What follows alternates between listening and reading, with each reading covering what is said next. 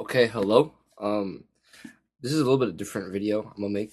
Don't know which YouTube channel I'll put this on yet, but I'm basically going to be documenting how I feel about this book right here, "A Tree Grows in Brooklyn" by Betty Smith. Um, I'm reading this over the summer with a um, friend, and basically we're supposed to read this together, but I wanted to document how I felt about it over the summer. Um, I read the foreword, and this is honestly what made me want to document how I feel about it, because the foreword was very enlightening about what the book was about. Um, in the sense that it it compared itself to I guess the one that I remember is Joe March, Little Women, and also there's another book it compared itself to. Um, nah, I'm kind of blanking on it. But it's the idea that it compares this book in the sense that this book is more realistic. It makes the bold claim that those books are kind of romanticizing this idea that of like that Joe March had, where like she was gonna become a writer, like that was in the cards for her. It's just how does she get there?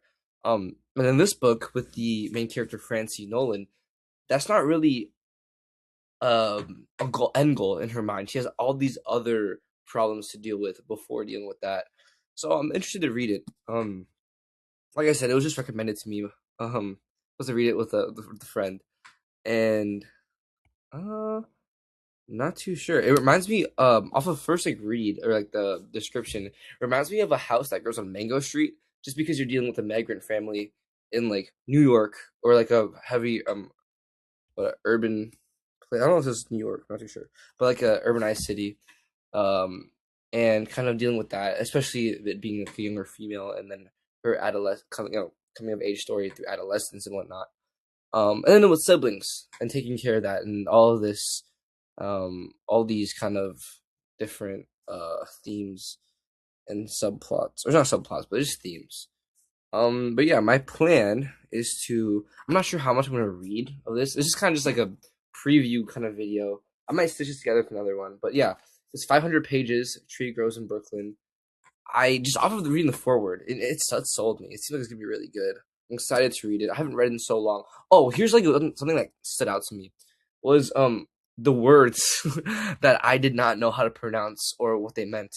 Obviously I could understand some of the words, but like there's a couple of words that stood out to me that I could not say or that I had trouble pronouncing. So that was really embarrassing.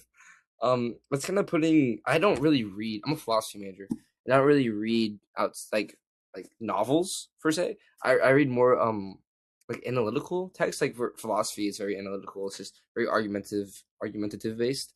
Um, so I'm used to that. I'm not used to all of these, this kind of flow, which I'm really excited to do to get into that again.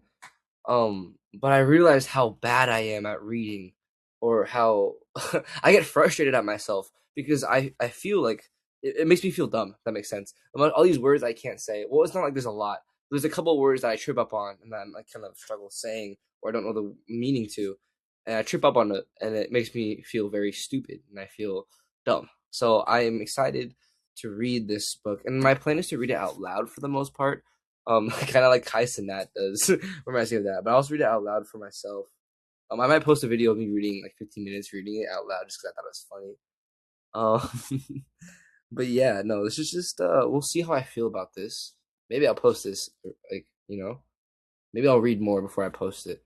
But yeah, so this is "A Tree Grows in Brooklyn" by Betty Smith. Yeah.